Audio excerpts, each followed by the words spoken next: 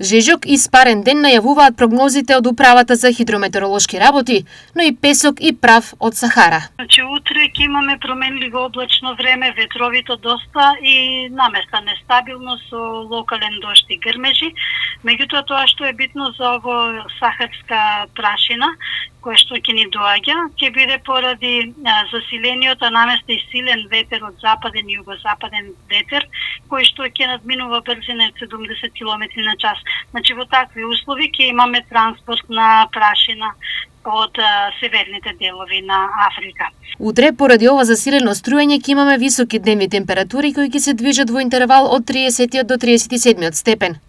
Но, дали новиот викенд конечно ќе донесе разладување?